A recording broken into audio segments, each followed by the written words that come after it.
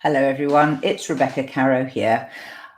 RowingChat ran a listener survey a couple of months ago, and we were very grateful to everybody who took the time to tell us what they think about the podcasts that we host on the network.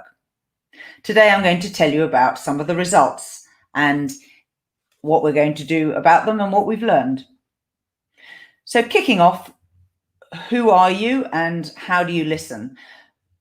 Most people subscribe to getting our podcast. That's over 70%. So they receive notifications of every new episode. Thanks very much. And we found that 56% have listened to 6 or more episodes. So that tells us that some people are quite long-term subscribers.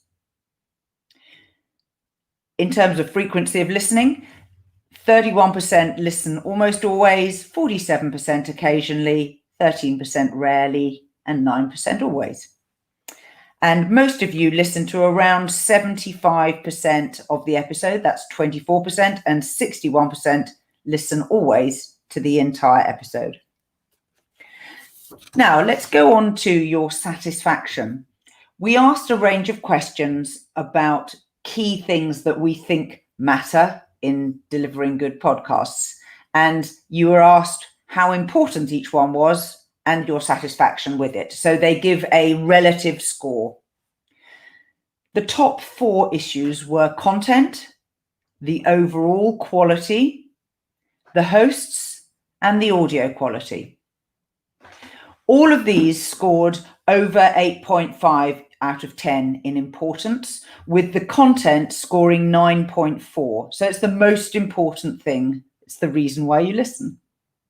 And then in terms of satisfaction, the satisfaction scores for content were 8.15. So there was a 1.25 differential. So they're very important, and we're quite good at delivering the sort of content you want. The overall quality, the differential was 0.74. So it's around 8 in importance and a little bit under 8 in your satisfaction. The hosts are also important, but the differential, we're much more aligned with what you expect. The separation is 0.25, and the audio quality is very important. It's 8.59 in importance, and the satisfaction is 7.19. So that's quite a big spread. It's a 1.4 spread. On the negative side, the length of episodes, the frequency of new episodes, the placement of ads, website design, and website content all scored 6 or less in terms of your importance.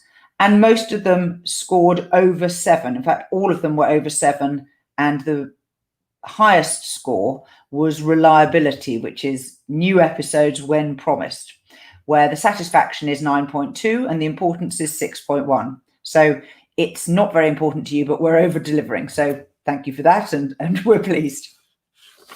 Now moving on to likes and dislikes. Firstly, the likes. I'm going to read out specific comments. People say things like, the ability to improve my mental model of rowing technique. Another says, what I love about Rebecca's podcast is she's connected to the international elite rowing world and has a variety of guests from that world. Someone else, great information, knowledge, and the warm interaction of the hosts. Others say they like the training tips, the variety of topics from skill to club news. And someone else says, I'm a stand-up paddleboarder racer and I love the tips. Others say it's good to hear athletes and coaches sharing their experience and thoughts, and listening to a variety of knowledgeable guests telling their rowing thing.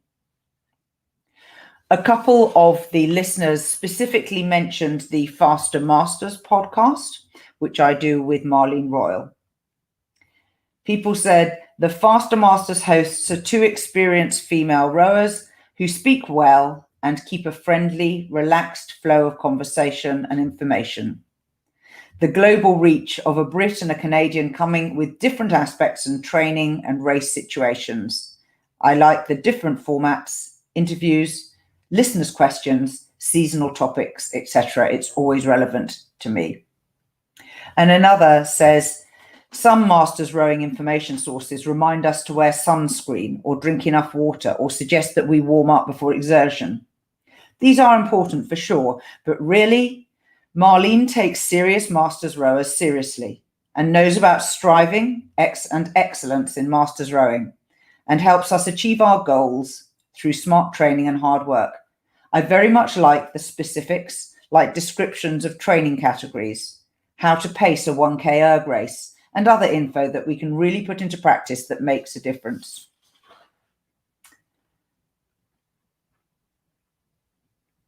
Another says, I like the way Rebecca follows her plan, but also picks up other threads that expand the conversation in a natural way. More broad remarks about, I always learn good, relevant information. I love the passion for the sport. I like hearing about athlete and coach experiences and technical and physiological lessons. I like the insights into different club and rowing systems, the quality of guests, the depth of interviews. And now on to the things that listeners liked less or disliked. There is a very clear pattern here where nearly every third remark is about the audio quality. The audio quality sucks sometimes. There's no editing, apparently. It wouldn't be hard to edit out some of the snafus. Some of the other hosts in the RowingChat podcast network talk extremely fast, says another person. I can understand them, but I feel like I'm being rushed.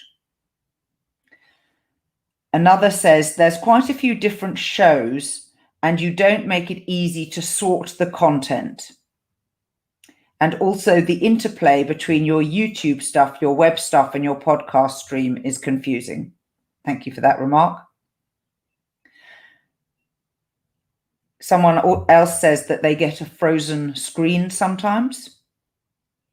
And another says, it isn't polished in the typical podcast format. I listen to a lot of podcasts, 2 hours today, and the audio quality isn't great. It feels a bit promotional, and I like a really nice interview.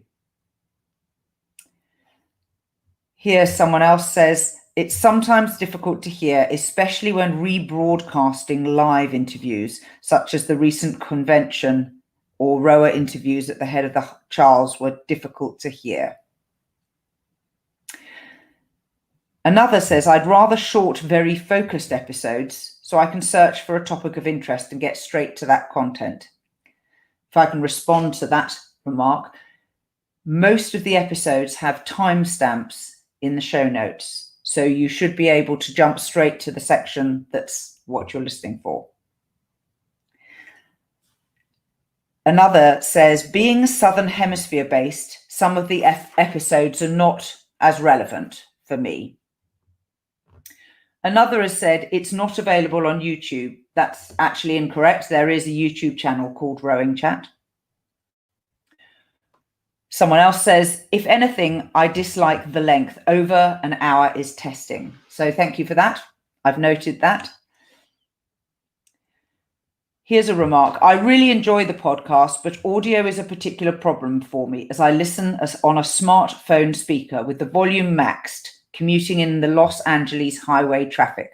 The echo, particularly on Rebecca's side, is particularly problematic in my admittedly challenging listening environment. The times I've not listened to an episode to the end have been exclusively due to audio issues. Again, thanks for that. Another says, I dislike when you are covering other speakers and content when the podcast title indicates a specific speaker. It would be better to break it into multiple smaller podcasts. People can then access the information they want to hear quickly and easily. Thank you. Another says the occasional technical difficulties, maybe once per podcast. I noticed that if Rebecca and the guest talk at the same time, the audio tool isn't able to record both voices, so a few words are lost. It's definitely not a big problem, but when trying to understand the finer points of technique that they're describing, a couple of words can make a big difference. Overall, though, I learned so much from the podcast, and I'm grateful to Rebecca and the sponsors for producing it. And lastly, a couple of remarks about frequency. One says frequency, I'd like more. However, I feel the quality of the podcasts that come out make up for the frequency. And another says the infrequency of podcasts and podcasts that are biographically informative, which would be interesting if the frequency were greater than monthly. So thank you to everyone who took the time, and we will be working on some of the issues that you have raised, and hopefully you will see the quality improve. But keep the feedback coming. We do like to hear what you like and what you'd like more of and what you'd like less of. I will investigate making separate RSS feeds for the different shows so that if you want to subscribe to just one show on the network, you can do so. And that's it from me. Thanks for listening.